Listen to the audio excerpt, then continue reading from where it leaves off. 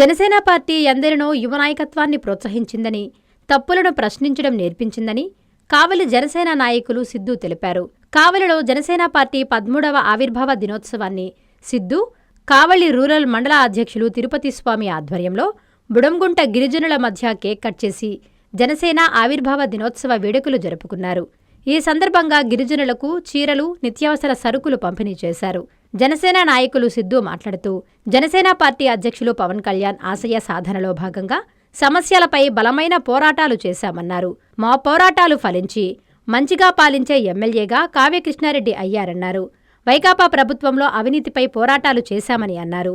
యువకులు ప్రజా సమస్యలపై ప్రశ్నించాలని, రాజకీయాలలో రాణించాలని అనేదే పవన్ కళ్యాణ్ ఆశయం అన్నారు. పవన్ కళ్యాణ్ స్ఫూర్తితో డొక్కా సీతమ్మ పేరుతో అన్నదాన కార్యక్రమం చేశారు. ఆయన వెంట జనసేన నాయకులు ఉన్నారు.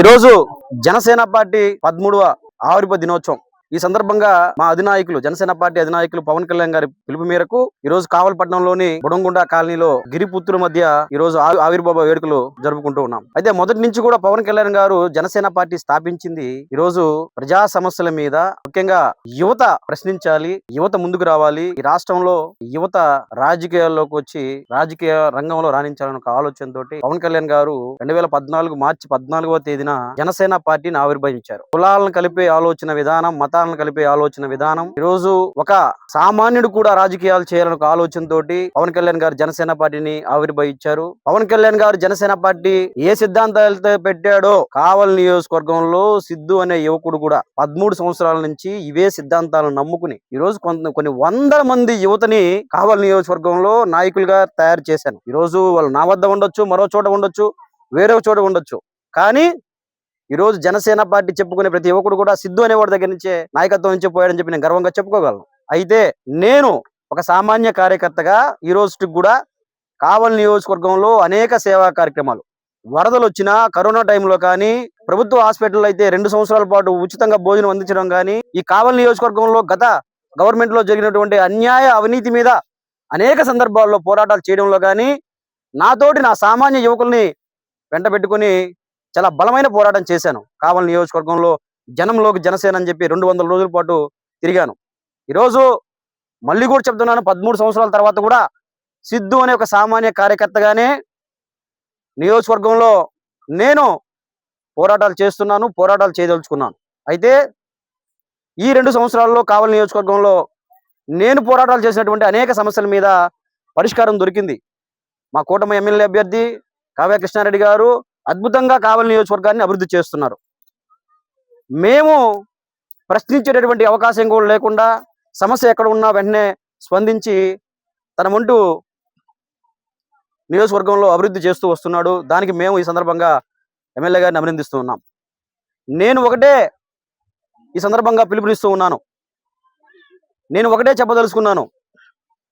పవన్ కళ్యాణ్ గారు ఏ సిద్ధాంతం పార్టీ పెట్టారు, పవన్ కళ్యాణ్ గారు ఎవరిని ప్రశ్నించమని చెప్పారు, పవన్ కళ్యాణ్ గారు ఒక సామాన్య యువకులుగా మనల్ని ఏమి నేర్చుకోమని చెప్పారో అవన్నీ కూడా నేను నేర్చుకున్నాను. నాతో పాటు యువతకు నేర్పించాను.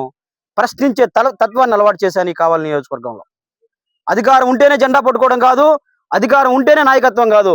అధికారం లేని రోజుల్లోనే జనసేన జెండా పట్టుకుంటే ఎక్కడ కేసులు పెడతారని భయపెట్టిన రోజుల్లోనే జనసేన జెండా పట్టుకుని కావలిపట్నంలో బ్రిడ్జ్ సెంటర్లోనే చెప్పాం, ఈ వైసీపీ అవినీతి అరాచకాల మీద ప్రశ్నిస్తాము, పోరాటం చేస్తాము. నెల్లూరు జిల్లాలోనే. నమస్కారం. ఈరోజు మా జనసేన పార్టీ ఆవిర్భావ దినోత్సవం సందర్భంగా మా పవన్ కళ్యాణ్ గారు చేసుకున్నట్టు గిరిపుత్రుల మధ్య, కావలి నియోజకవర్గం బుడంగుంట గిరిపుత్రుల మధ్య జనసేన పార్టీ ఆవిర్భావం చేసుకోవడం చాలా శుభపరిణామం. వీళ్ళకి నిత్యావసర సరుకులైతే ఏమి, మహిళలకి చీరలైతే ఏమి పంపిణీ చేయడం జరిగింది. కావలి నియోజకవర్గంలో సిద్ధు గారి సహకారంతో ఒక కావలి రూరల్ మండల అధ్యక్షులుగా తిరుపతి ఆధ్వర్యంలో చేయడం జరిగింది.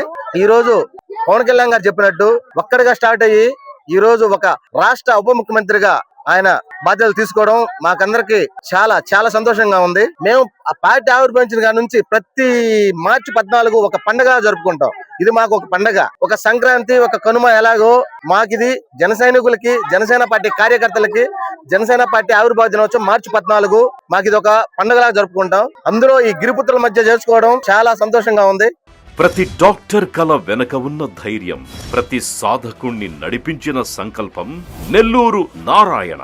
నీట్ 2025 ఫలితాల్లో ఆల్ కేటగిరీలో 13, 17, 38 వంటి 100లోపు ర్యాంకులతో పాటు ఓపెన్ కేటగిరీలో 161, 253, 323, 515, 546, 563, 804, 955, 962 వంటి 1000లోపు ర్యాంకులతో Nellore Narayana super sensational victory. ఒక్క ఈ సంవత్సరమే 386కు పైగా సీటు సాధించగలిగిన ర్యాంకులను ఆవిష్కరించిన నెల్లూరు నారాయణ ఇప్పటి వరకు 2 తెలుగు రాష్ట్రాల్లోనే అత్యధికంగా 2900కు పైగా మెడికల్ సీట్లు సాధింపజేసి నీట్ ర్యాంకుల లీడర్ గా నిలిచిన నెల్లూరు నారాయణ అప్పుడైనా ఇప్పుడైనా ఎప్పుడైనా నీటిలో నెల్లూరు నారాయణ తరువాతే ఎవరైనా. నీట్ లాంగ్ టర్మ్ అడ్మిషన్లకై సంప్రదించండి. Narayana medical academy, Nellore.